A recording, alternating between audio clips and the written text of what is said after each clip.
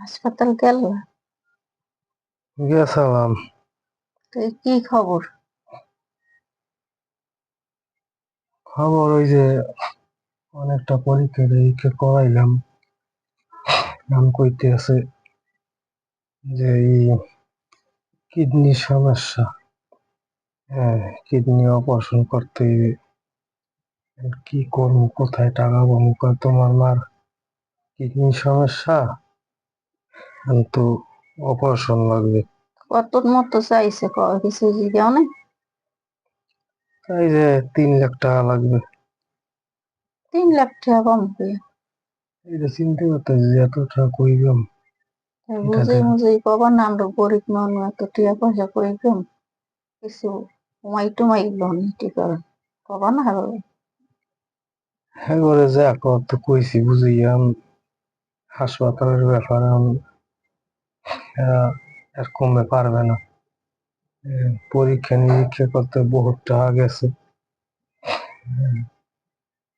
আবার এই 3-4 দিন রইলাম হাসপাতালে, শরীর নিয়ে ভালো লাগে না।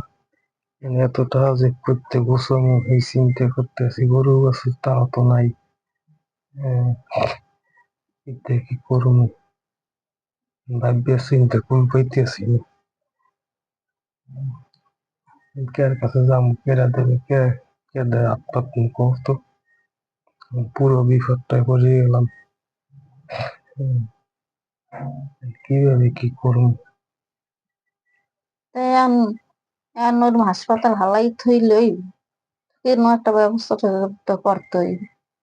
হুম, ডাক্তারের ধরে করে কমাই মমাই লোন, এত টাকা পয়সা আমরা গরিব মানুষ কমাবো? আমরা ধরে নাই, আরে বারবার আমরা খালি কাম করি এবার খাই। বারবার এক কথা কইতেছি যে সবকিছুই কইছি ধরে ফিরে বুঝিয়ে তো শুনতে আছে না, মানতে আছে না। হ্যাঁ, মানে 3-4 দিন ধরে টাকা বাগর মনে করেন অপারেশন বন্ধ। টাকা পয়সা জমা দিলে এবার অপারেশন করবে।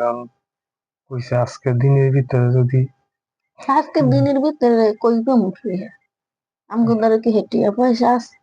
আজকের দিনে যদি আজকের ভিতরেই অপারেশন করাইতে গেল, আজকের ভিতরে যদি না পারি তাহলে বড় সমস্যা হয়ে যাবে। দেন দেওয়া 12টা করে পারেনি কোন আনতে করাই নাই। করতে বা কর্ম চিন্তা করতেছি, কইতেছি। কোনটা একটা ব্যবস্থা করা যায় কি? আমি হাসপাতাল হালাই থাকা যায়, ব্যবস্থা তো করাই যায়।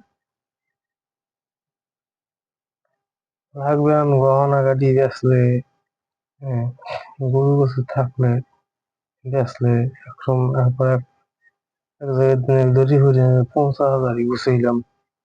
হ্যাঁ, 3 লাখ টাকা মোহর কথা, এতটা কি হাওলাত করা যাইবে? যদি গয়না গাড়ি থাকতে ওই দিয়ে বেচছে বুঝছে গরু বছর বেচছে বুঝছে কি হাওলাত অনলাইনে একটা ব্যবস্থা করা উচিত। হ্যাঁ, করতে কি করুন?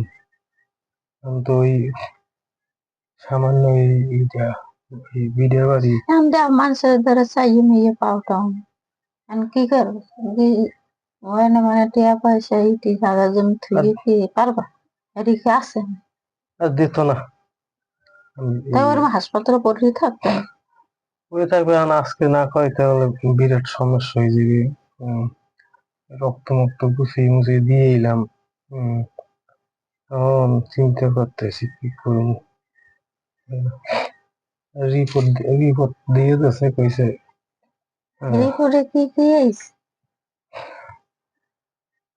এদিকে তুমি বুঝবা, হ্যাঁ ডাক্তার সাহেব বুঝে, ডাক্তার যেটা কইছে এই যে ঘটনা হয়েছে যে মায়ের 10 দিন 10 মাস 10 দিন গর্ভে লইছে।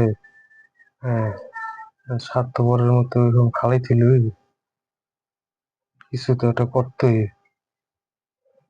আর যদি কিছু না করতে হয় আর কি করবো, নিজের কিডনি বেচতে দিয়ে এলো। হ্যাঁ, মার কিডনির অপারেশন তো করতেই, আর কি করবো? এছাড়া তো আর কোনো পথ নাই। হ্যাঁ, আর কি করবো? কেন হালাই থইলে এক যুগ দিন টাইম দিয়েছে, তুমি ডাক্তারের কবা না আমি আজকের দিনের মধ্যে টিয়া পয়সা কই জোগাম কই পাম সব বিঘে থেকে আমগো যাই খায় এখানে তাই বলে আমাকে দিয়ে আমার এখন চিনতে ভাবনা ভালো লাগে না কোনো কিছু এত চিনতে করা যায়নি চিনতে করতে করতে আর শরীর ক্লান্ত হয়ে গেছে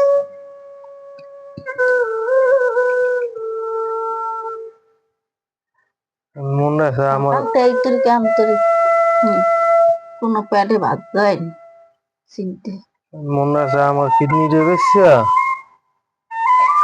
এবার মায়ের অপারেশনটা করি এছাড়া তো কোনো পথ দেখিনি কাজ করি ঠিক আছে বিটের জায়গা ঢুকিছিলাই ঘর বিছিয়ালাই তবে থাকবো কই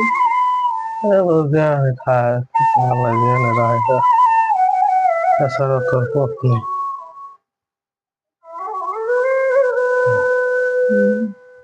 এইবার সব শেষ মুখ শেষ হইলে কি করবেন মা তো খালাই তো আর যাওয়া যাবে না